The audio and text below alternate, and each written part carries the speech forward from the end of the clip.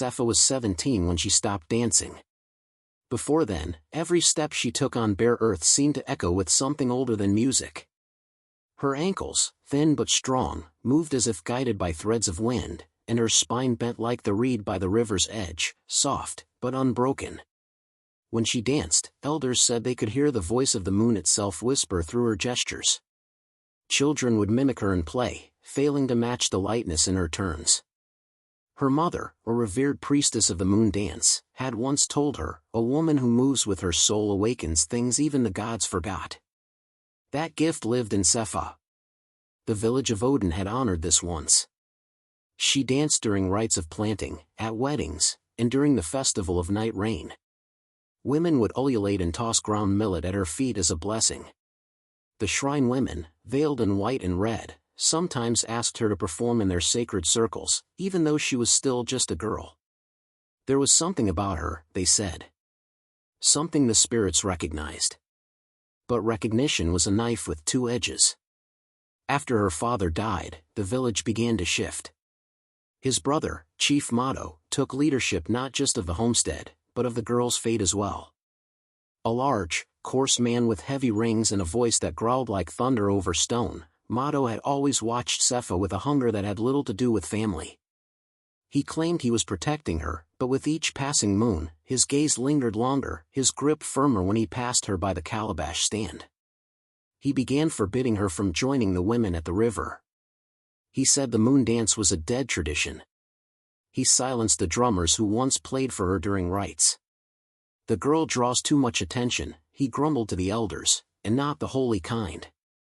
But the whispers had already begun. "She walks like the water spirits," said a woman after seeing Sepha alone near the stream at dusk.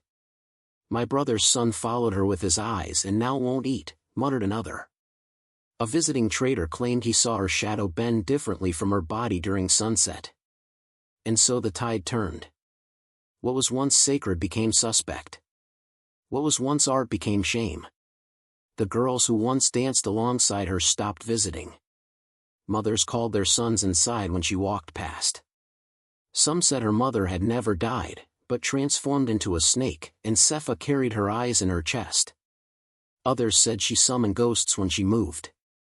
One even claimed that when Sepha spun under the moon, her feet didn't touch the ground. Sepha never defended herself. She simply stopped. The drums would still sound during celebrations, but her place remained empty.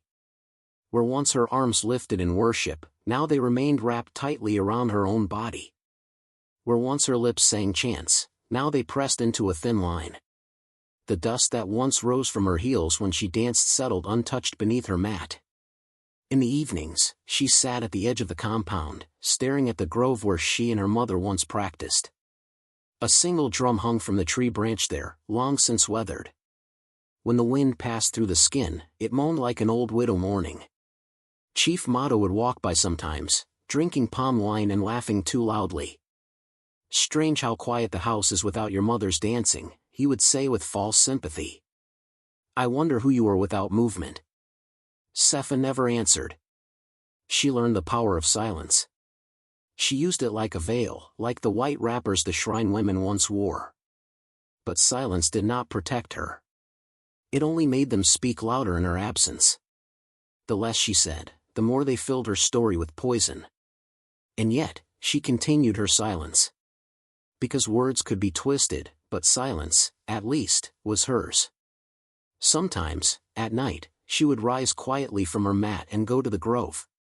There, under the watchful gaze of the moon, she would move, slowly, gently, her body bending in sorrow, not celebration. Not for anyone. Not to be seen. Just to remember. To keep from forgetting who she was before the shame, before the eyes of men, before the silence settled in her chest like a stone. But even then, her movements stirred the wind. Even then, something watched. Something remembered. The feast of harvest in Odin was no longer what it used to be. What had once been a sacred celebration of yams, millet, and the mercy of the skies had now become a show of wealth, pride, and politics. Fat-necked chiefs from neighboring clans arrived in long processions with their wives and servants, their arrival heralded by the scent of roasted goat, dust-choked drums, and laughter that never reached the eyes. The villagers, hungry for approval and coin, prepared tirelessly. Fences were painted with red clay. The children were told to smile and keep their mouths shut. And women worked without end, pounding, roasting, sweeping, dancing, always dancing. Chief Motto stood at the center of it all. His cloak, made of leopard hide and dyed feathers, dragged slightly as he walked, but he didn't care. It was important they saw it. Important they saw him. Important they remembered whose village this was now. And, as always, it was important they were entertained. By the second day of the festival, his compound was full. Chiefs from the eastern ridge had come, bringing gifts of kola nuts and cowries. One from the northern plains arrived with 3 wives and a giant ivory fan. Motto offered them meat, palm wine, and tails, but one tail, in particular, kept returning. "You have never seen movement until you've seen my niece," he said, his voice slurring slightly from wine. "She doesn't dance, she becomes the drum itself. You will think the moon took her bones and filled them with song." The guests laughed, intrigued. One asked if she was married. Another joked that perhaps she was not a dancer, but a spirit pretending. Motto grinned through his blackened teeth. "You will see tonight," he said. "She will perform just for you. And when she does, you will leave remembering Odin as the village where even the sky must watch in silence." Sepha, meanwhile, had spent the day weaving a mat alone at the side of the compound. She was not invited to the festivities, nor did she care to go. Her silence had become her shield, her refuge. It allowed her to move unnoticed, like a shadow under the eaves of the house. Her aunt had brought her a bowl of okra soup and roasted yam earlier, and though she usually ate cautiously, her hunger had gnawed too long this time. She ate. She drank. She wiped her hands clean. And within the hour, the world tilted. Her fingers went numb. Her vision swam. The sounds of the feast, drums, voices, stomping feet, began to swirl into a single, low hum, like bees in her skull. She tried to stand but her knees refused. A strange sleep dragged her down, thick and warm, until everything was dark. When she woke, firelight blinded her. The smell of burning oil and sweat filled the air. Around her, laughter rang out like knives on metal. Sepha blinked slowly, her mouth dry. She was standing, but her arms were limp at her sides, held up by 2 guards on either end. The drums were pounding. Not in celebration, but with a frantic, pulsing beat meant for spectacle. Meant for performance. Before her, a gathering of men lounged on raffia mats, sipping wine, their faces painted with boredom and amusement. One turned to another and whispered, "Is this the moon dancer?" They laughed. Her head tilted forward, heavy, her braids sticking to her temples. Someone had oiled her skin. Her wrapper was loose. Too loose. Her blouse was gone. Panic surged through her like a flood. She twisted, but the guards tightened their grip. She looked for Motto, and found him seated on a carved stool in the center of the audience, his face full of triumph. He raised a hand, and the drums shifted to a new rhythm, the rhythm of the moon dance. "No," she whispered, her voice cracking. "No, no." But her voice was drowned by the drummers. Someone cheered. Another called out, "Let her move." Sepha's body fought to stay still, but her legs trembled. The poison had not fully left her. Her mind was clearing now, fast and sharp, and the weight of what was happening pressed down with unbearable force. Motto stood, raising his calabash. "The moon dancer of Odin," he shouted. "Let the guests see what our village births." And with that, one of the guards released her arm and pushed her forward. Sepha stumbled into the firelight, legs bare, her chest barely covered.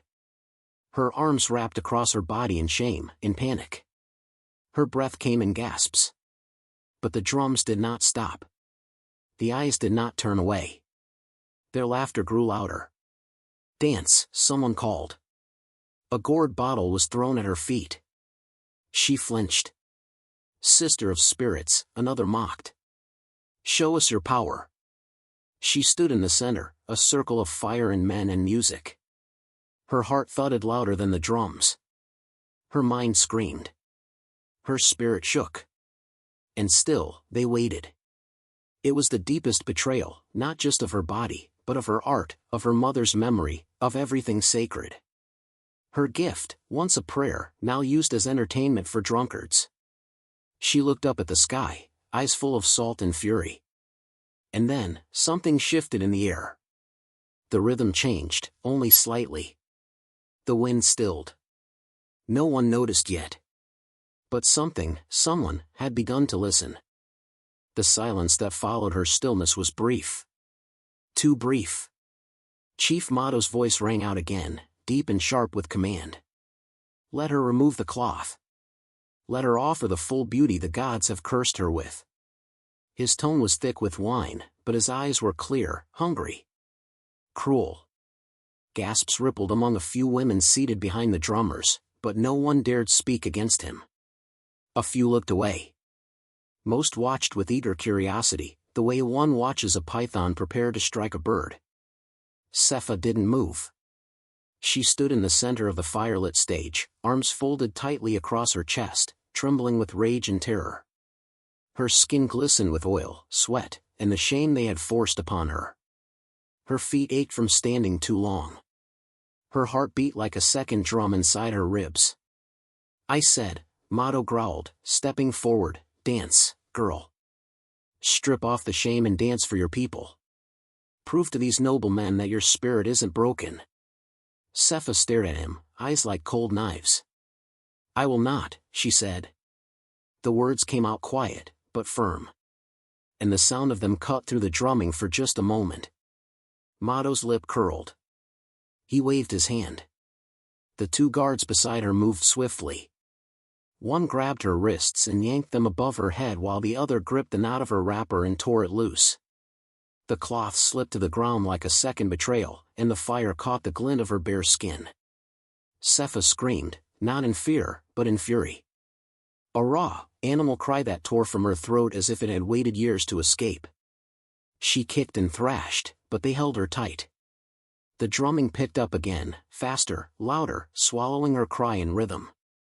The crowd responded, some clapping, others hooting, some laughing with open mouths and glazed eyes. Cowries and bronze coins flew at her feet. A few landed on her back. She felt one hit her shoulder and slide down to the earth. Move, witch, someone shouted. Let the moon guide you. Her body trembled uncontrollably. She had never been so exposed. Not even at birth. Her skin, once the cloth of sacred dance, was now laid bare for ogling strangers. Her art, once a vessel of worship, was now a spectacle. But they wanted her to move. And she wanted to survive. Her breath slowed. Her fists loosened. Her legs bent slightly at the knee. And then she began to move. Not for them. Not for Mado. Not for the chiefs or the drummers or the fire. She danced for herself. It began with a single, broken step. Then a turn. Then her arms floated upward, not to display, but to reclaim, to separate herself from the hands that had forced her here. Her eyes closed. She inhaled deeply, remembering how her mother had moved, hips low, hands curved like the moon, back arched with story. But this was not the moon dance. This was no sacred rite. This was survival. Her dance became fluid, but empty. Beautiful, but hollow. She let her body go limp and graceful at once, allowing muscle memory to carry her. She disconnected from her skin. From the heat. From the watching eyes. They cheered louder. They thought she had submitted. That they had broken her. Mado leaned back with a satisfied grin. You see, he bellowed. She was born for this. A chief slapped his thigh and tossed a string of beads at her. Another drunkenly called, send her to my village next. We'll keep her dancing all year. The laughter came in waves. Drums beat like war. Sepha kept moving. Step. Spin. Bend. Rise. Her body obeyed, but her soul was elsewhere. Somewhere deep in her memory, she was 6 again, dancing under her mother's watchful eye in the grove behind their compound. The trees swayed with her. The earth welcomed her heels. And the stars, high above, blinked with kindness. Here, tonight, no stars watched her. Except one. Among the crowd sat an old woman, hunched, wrapped in faded blue cloth, her face creased by age and wisdom. She did not cheer. She did not clap. She stared at Sepha with wide, horrified eyes, her hand pressed against her heart as if feeling each drumbeat in her chest. When Sepha turned once more, her eyes flickered open and met the old woman's. And in that instant, something passed between them. The woman stood abruptly, knocking over her calabash. No one noticed. She leaned into the woman beside her and whispered something that sounded like a prayer. Then, with her head bowed and her voice trembling, she spoke loud enough only for the night to hear. "The gods won't forget this." And she walked away. No one stopped her. But something else did. The air changed. Subtle. Slow. Like the hush before lightning cracks open the sky. The drums kept beating, but some of the drummers blinked and paused, just a second. The fire danced higher, then lower. The shadows stretched longer. Even the wind seemed to twist backward. Sepha didn't notice at first. She kept moving, lost in the trance of disassociation. Her knees were bleeding now, from dropping too hard. Her back was marked with dust and sweat and coin. Her hair had come loose from its braid. But she moved, because if she stopped, she would fall apart. And then, her feet faltered. Not from exhaustion. Not from pain. But from something deeper. Her heels scraped the earth and heat surged through her bones. Her body jolted once. In her arms, they moved again. But not like before.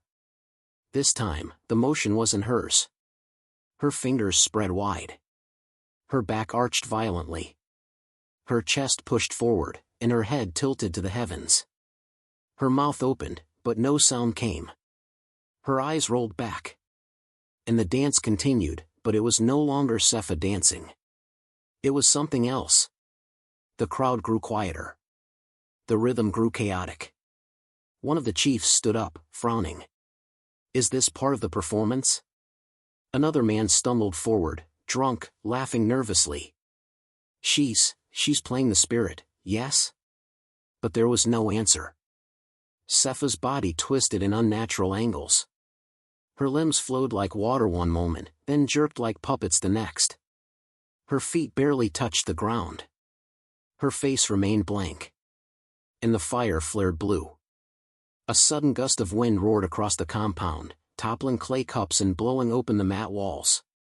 The drummers stopped, not because the signal was given, but because they couldn't play anymore. Their hands shook uncontrollably. Sepha finally collapsed in the dust, her chest heaving, her eyes wide open, staring past the world. And on her bare chest, just above her heart, a white mark began to glow. A perfect crescent. Cold. Pale. Unfamiliar. A hush fell over the crowd. Even Mato stood now, uncertain. Unnerved. No one moved to help her. No one dared. The dance had ended. But something else had begun. At first, the shift was subtle. Sepha's breath, shallow and quick just moments ago, deepened strangely.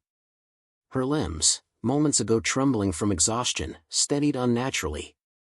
Her head, which had hung low in submission and despair, suddenly snapped upward, and her eyes, once wet with pain, were now hollow and still. Glassy. Empty. Like a clay doll staring through the veil of the world. She was still moving. But no longer with the grace of her mother's legacy. Nor with the instinct of a dancer remembering muscle and rhythm. No. This was different.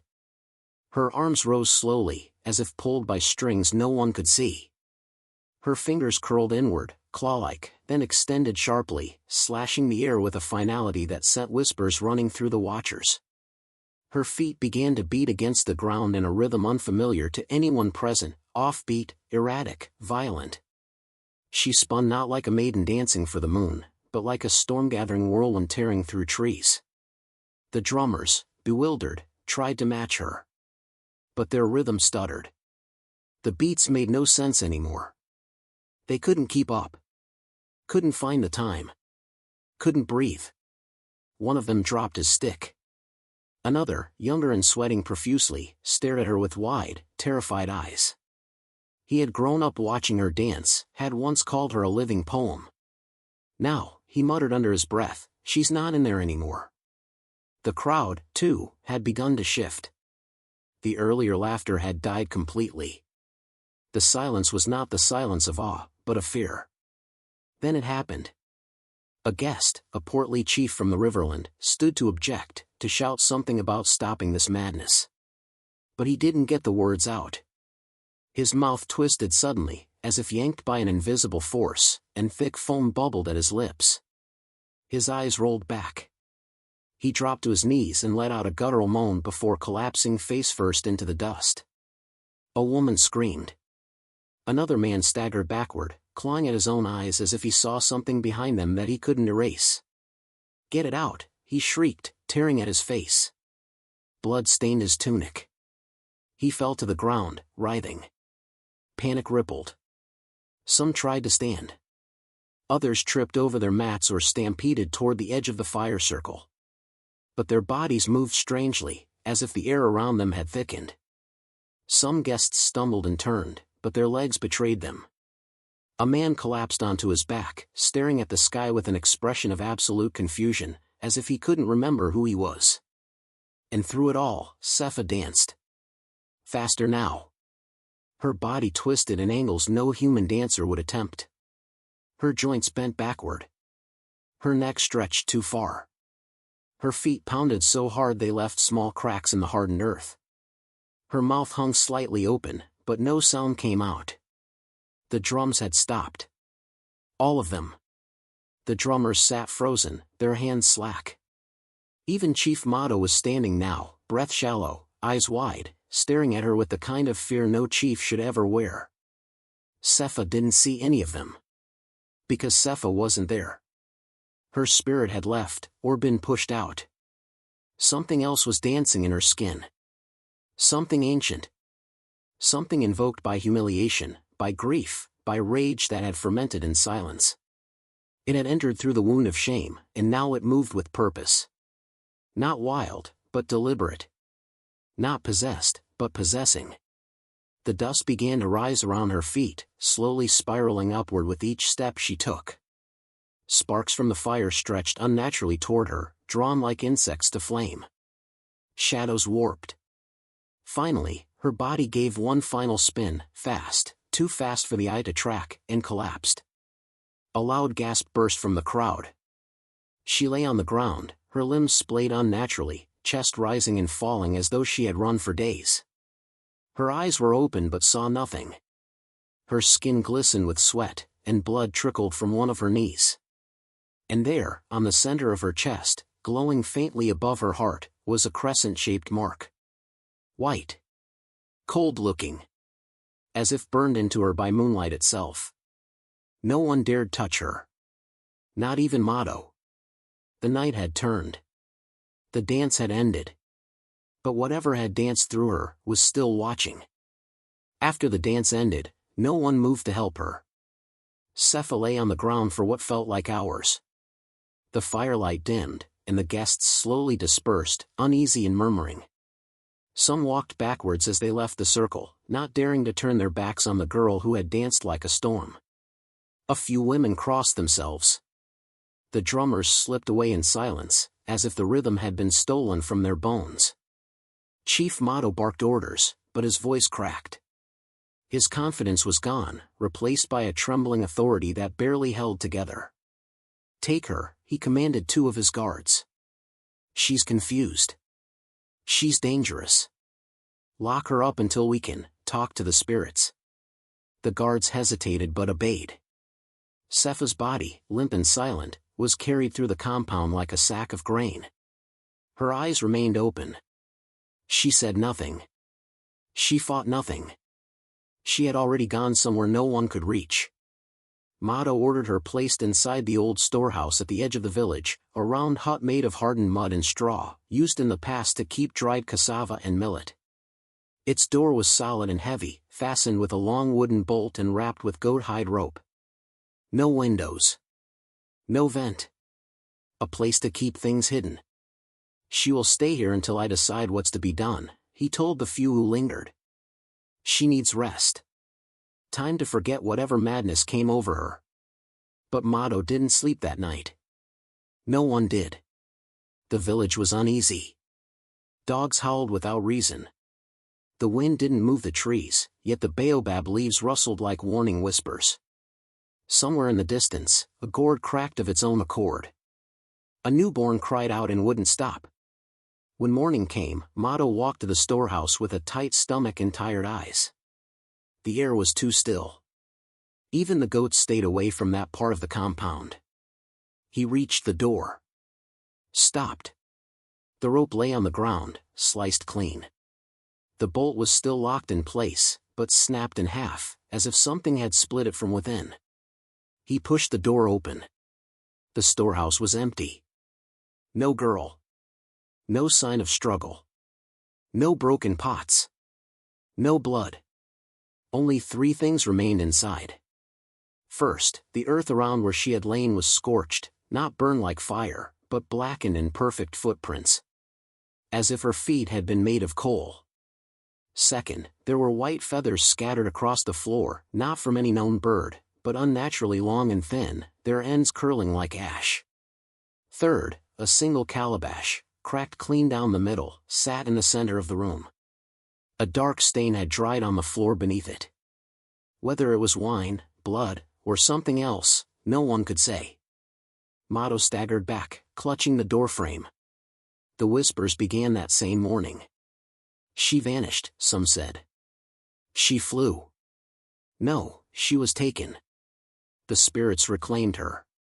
Her mother came back for her.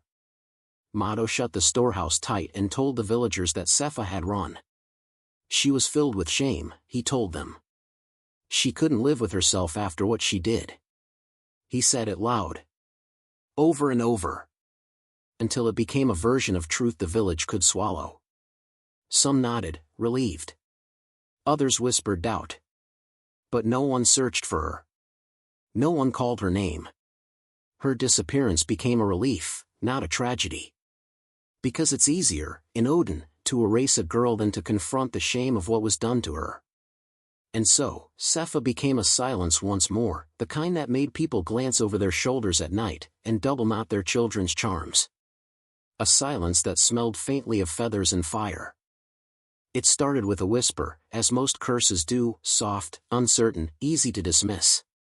On the 3rd morning after the festival, the market of Odin stirred like it always did. Women bargained over palm oil, boys chased each other between stalls, and a griot tuned her kora beneath the awning of the grain cellar. Then a scream ripped through the morning. Heads turned to see a man in fine robes, Chief Owanmi of the northern ridge, tearing through the spice stalls with madness in his eyes. His hands clawed at his garments, ripping gold embroidery into threads, tossing his head like a goat in heat. His legs moved frantically, as if possessed by rhythm only he could hear. But there were no drums. He spun in circles, laughing wildly, mouth full of foam. "The moon bends," he shouted. "The moon bends and my bones must bow." He collapsed eventually, trembling and muttering into the sand, eyes blank. His guards came running, dragging him away like a sack of shame. He must have eaten something cursed, people whispered. A spirit from the bush. But by the next night, the whisper returned, louder. A younger noble, not from Odin but from the visiting Koloba clan, was found at midnight by his wives. He stood in their courtyard, face lifted to the sky, bare-chested despite the cold, feet tapping frantically on the clay floor. His eyes were wide open, tears streaming down his face, mouth moving in prayer, or poetry, or madness. "She moved like wind," he murmured. "She danced into my lungs. Now I cannot stop breathing her." They begged him to come inside. He didn't respond. He spun once. Twice. Then faster. Until the blood from his soles left red rings in the yard. By dawn, his heels had been worn down to flesh. His wives poured millet wine on the ground in panic. One slit a chicken's throat and smeared the blood on his chest. Nothing worked. That day, he was tied and taken to the forest shrine. But the priest refused to enter the compound. "This is not madness," she said quietly. "This is memory. And memory burns." Word spread quickly now. Odin began to change. Where once the village had spoken Sepha's name with disdain, now they said it in hushed tones. Some said she was dead. Others said she was walking between the veil of spirits, fetching debts. Within 5 days of the festival, 5 men had died. One collapsed while bathing, his knees still twitching under the water, bubbles rising from his lips in rhythm. Another, the cousin of a powerful clan chief, was found deep in the bush, feet bare, worn to bone. His body leaned against a tree, head tilted back, mouth open in a final gasp. Around him, the earth was pounded flat in a perfect circle. His shoes lay on the edge, untouched. The old woman who had left early during the festival, the one who had whispered, "The gods won't forget," sent a quiet message back to Odin. She wasn't just a dancer. She was a mirror. In what they saw, they cannot now unsee. The last of the guests to fall was the richest, Chief Banwo of the Eastern Trade Road. He had laughed the loudest that night, even placed coins in Sepha's path. 3 nights later, he rose from his mat, walked barefoot into his receiving room, and began to twirl. He twirled until his spine gave way. Then his knees.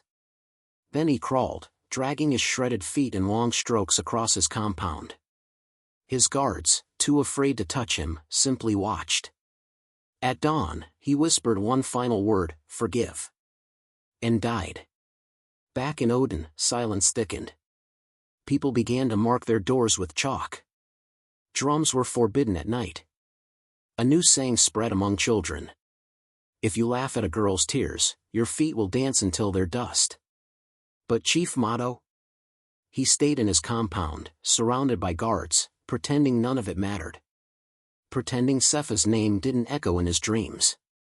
That he didn't see her face every time a bird crossed the moon. That when he heard footsteps at night, they weren't dancing just outside his window. Yet deep down, even he knew. The guests had not just watched a girl. They had watched the spirits move through her, and now, the spirits danced through them. They spoke of her first in whispers near the mountain pass, a pale-footed woman who danced on the edge of firelight and vanished before dawn. They called her Aduma, the one who walks between, though no one knew her true name. She wears white around her ankles, a traveler from Ambi said, cupping his calabash of palm wine. Not cloth, not beads, just light. The sound of it, like anklets chiming, but there are no bells. In her eyes, someone asked. He looked away. You don't see yourself in them. That's how you know she's not here. From ridge to forest, riverside to dusty crossroad, the stories multiplied. Some said she floated. Some said the dust didn't cling to her feet. Others said she left white feathers behind, or that the trees bowed when she passed. But in every tale, one thing stayed the same. When she danced, the air bent. In one village, a blind elder wept for the first time in 30 years. In another, the chief's son tore off his crown and threw himself into the river. She's not here to please, muttered an old woman who had watched the dance. She's here to remind. None knew where she came from. None knew where she went. Until a grieving mother named Nellie decided to follow her. Nellie had lost her only son, a boy of 16 summers, who had returned from the Odin festival broken and fevered. She danced, he kept repeating, delirious, and my bones remembered something I never lived. Within days, he stopped eating. Then stopped speaking.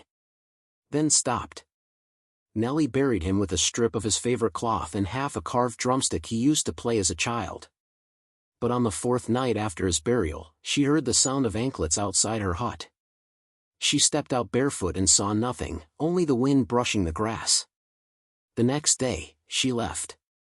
She walked with a sack of water, herbs, and salt. From village to village, she asked about the pale-footed woman. She slept beneath trees and ate what kind strangers gave her. Then, by the river that curved near the sacred stones of Malu, she saw her. A woman in a tattered wrapper, back turned, bare feet moving slowly on the sand. The anklets chimed, not like metal, not like shell, but like memory. A sound that touched the chest before the ears. Nellie stood still. She dared not speak. The woman turned. It was Sepha. But it wasn't. Her skin had a softness that glowed, not with light, but absence. Her eyes held nothing, not pain, not warmth, not even time.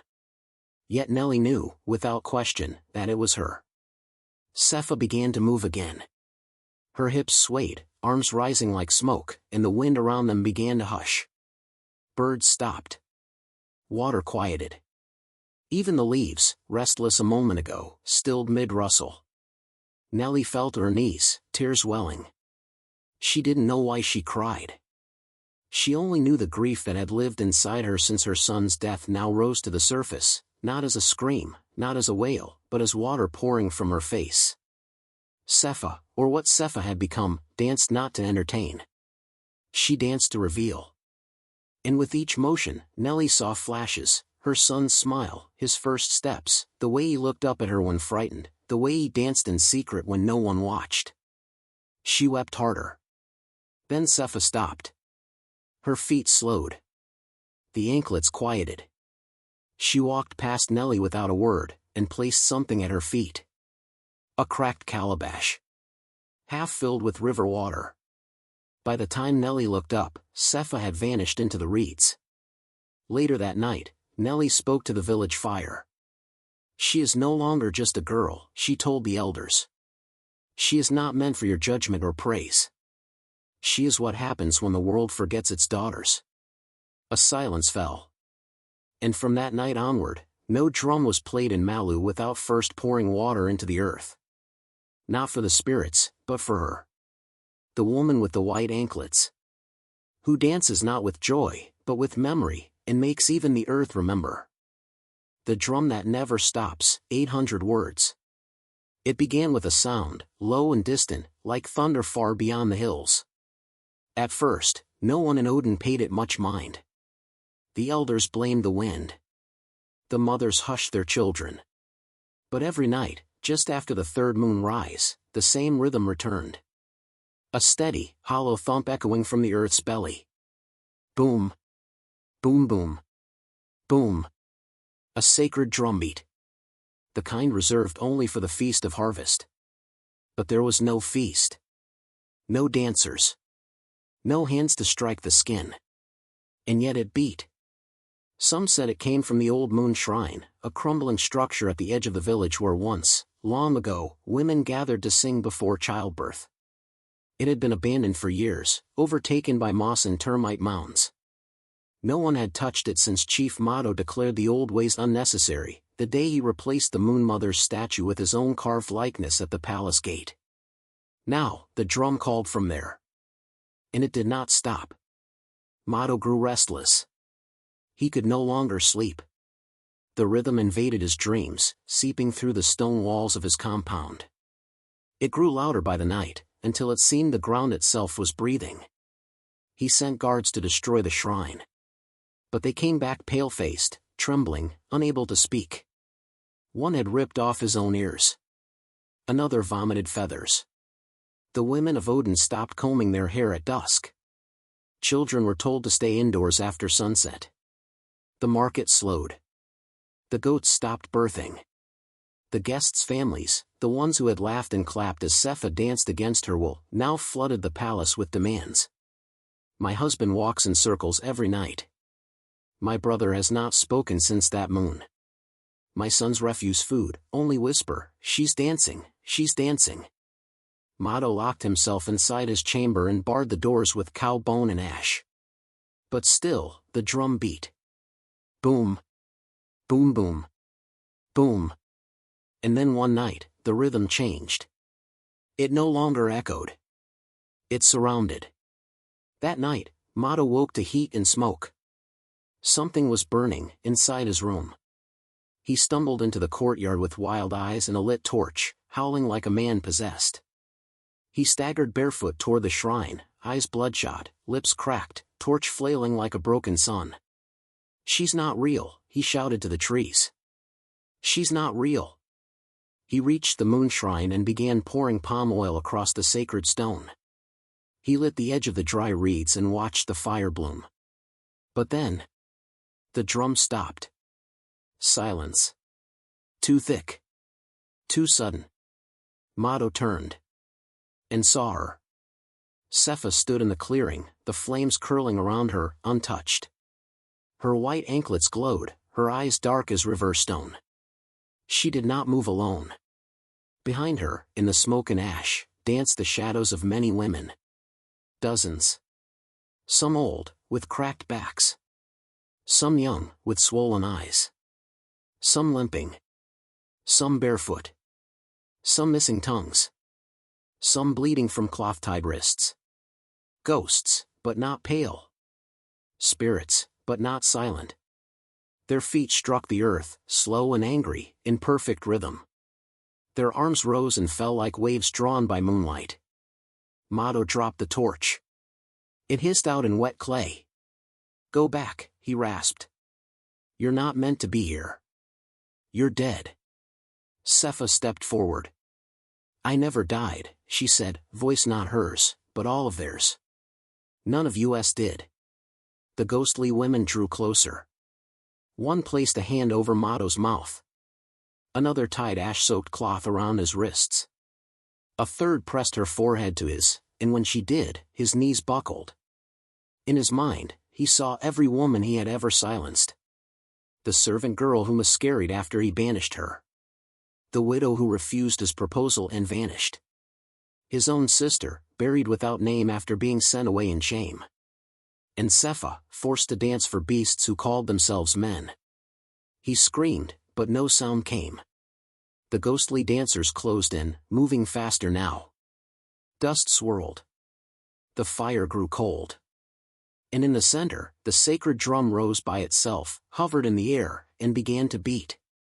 By dawn, the shrine was rebuilt. Clean. Marked with fresh blood and salt. Mado was found kneeling at its base, hands bound, mouth sewn shut with river reeds. The drum never stopped after that. Every night, it plays. And every night, the daughters of silence rise to dance. Not for joy. For memory. For reckoning. The harvest feast arrived under a cloud. No rain fell. No wind stirred. The trees themselves seemed to hold their breath.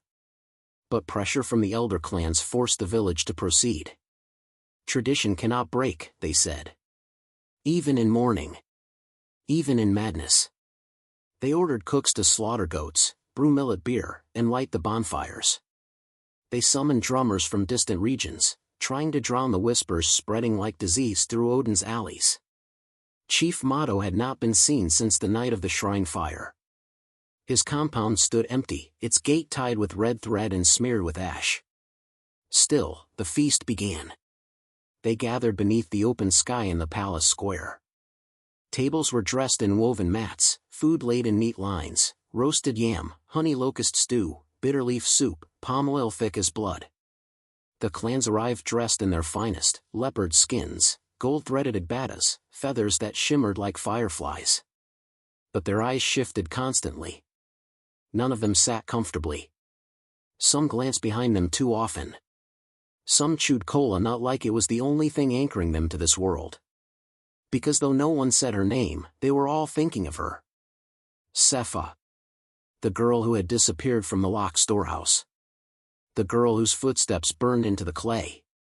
The girl who danced in silence, and left men dead, with feet still moving. She was no longer a girl. She had become something else. The drummers began. Boom, tch. Boom boom, tch. A sharp rhythm. The kind that makes shoulders sway before the mind realizes. That stirs blood like a distant memory.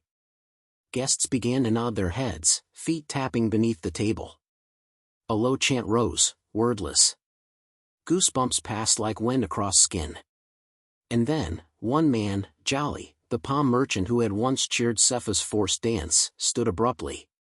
His arms jerked into the air. His knees bent sideways. His feet began to move. But not like a dancer. Like a puppet. People laughed nervously. Then another man, the old fish trader with gold in his teeth, followed. He rose too fast, knocking over his stool. His mouth hung open, lips twitching. His head rolled in a circular motion. His hands slapped his own thighs. Then a third. A fourth. Now 10 men. All moving. Not to the music, but against it. Their feet thudded on the dirt, out of rhythm, aggressive. Their bodies twisted unnaturally, backs bent too far, necks jerking like they were caught in invisible hooks. They spun. Stumbled. Leapt. Laughed. And still they danced. Some wept while doing it. One screamed for his mother. Another tore off his fine robe and ate the hem with shaking hands. Blood soaked through sandals as heels cracked from overuse. Their eyes turned white. Chaos erupted. The wives of the men screamed. Children were pulled from the square. The oldest elder collapsed in shock. Drummers threw down their sticks and fled, but the beat continued, even without them. It came now from the sky, from the ground, from inside heads. Boom. Boom boom. TCH boom. Guards tried to reach the center, but they too began to dance. Their spears dropped. Their arms flailed. They joined the madness. And then she came. Sepha. She walked through the firelight like mist. Clothed in white. No ornaments. No jewelry. Only her anklets, chiming without sound. Her feet did not touch the ground. Her shadow moved where it wished. Her face held no smile. No sorrow. Just silence, the kind that burned hotter than any scream. As she passed, the dancers collapsed to their knees and crawled behind her, their fingers bleeding from clawing the earth. One tried to reach her, but his wrist broke backward as if struck by an unseen cane. She did not look at him. She walked to the center of the square. Then stopped. And raised her arms. Her fingers curved downward, like pouring something invisible into the air. And the sky darkened. The moon, once full, flickered like a dying lantern. All sound fell away. The drumming ceased. The chant stopped. Only breath remained, harsh, rapid, panicked. The men still dancing began to convulse. Blood splattered from their nostrils. Their backs arched.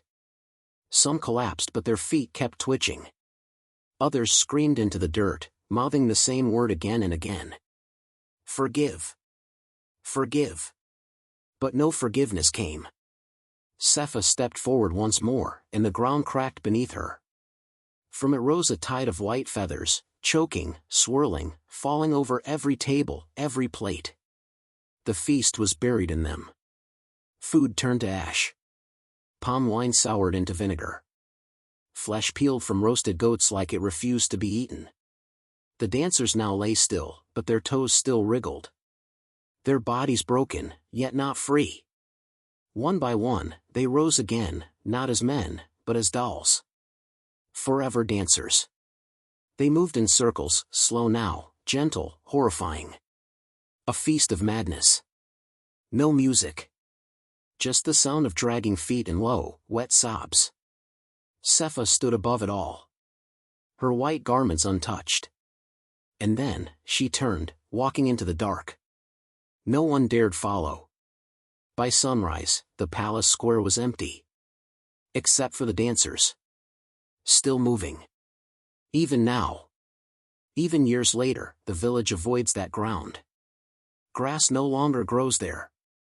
Children say if you place your ear to the earth, you can hear the beat, slow and steady. And on the anniversary of the feast, no drums are allowed in Odin. None. Because if even one beat escapes, The dancers begin again. And Cepha returns. The baobab stands on the hill above Odin, older than the village itself. Its trunk is wide enough to swallow 5 men. Its branches stretch like arms asking the sky for answers the earth never gave. No one remembers who first called it the Tree of Listening, but for generations, people have gathered beneath its shade to whisper their fears, secrets, and regrets into its bark. Now, children are brought there not just to learn, but to remember. Old women sit cross-legged in the red dust and tell stories. One tale is always told last. It is never rushed. They speak in low voices, so the tree hears every word. There once was a girl, they begin, who danced not because she wanted to, but because she had no choice. They made her spin until her feet bled, and still they laughed. They clapped, they drank, they watched. She became their entertainment, not their child. But one night, the spirits heard her silence, and answered. The children lean in. She was taken. Not by death, but by truth. Now, she dances no longer for men, but for the ones the world forgets. The broken ones. The buried ones. The ones whose stories were never finished. And then, the warning. If you ever see a dancer stumble, do not laugh. Bow your head. Close your eyes. Say her name if you remember it. Say nothing if you don't. At the roots of the baobab, white cloths appear each week. Some are tied carefully, like offerings. Some are torn strips of waist wraps or baby slings. Women bring them in the early morning, when the dew still clings to the leaves. They kneel and lay the cloth down with quiet hands. They do not speak. Some return home with lighter hearts. Some return to find a letter they were waiting for, or a cruel mother-in-law suddenly silent. Others return to nothing, and yet walk with straighter backs. It is said the cloth is seen by her. Cepha. She who dances for the forgotten. No one has seen her since the feast, but her presence lingers. At night, on windless evenings, people say you can hear anklets rattling in the distance. Once, a hunter followed the sound deep into the forest, and returned with his hair gone white and his speech broken. He never walked straight again. He spends his days beneath the baobab now, watching the sun rise and set. When children ask what he saw, he only murmurs, "She danced without moving." And the earth blinked. A new proverb rises. It is painted on market walls. Etched into drums. Woven into wedding cloths. Mock the sacred, and madness shall follow. No one says whose story gave birth to those words. But everyone in Odin knows. And when a girl learns to dance, the old women whisper into her ear before the music begins. Let your feet speak, child. But never let them weep.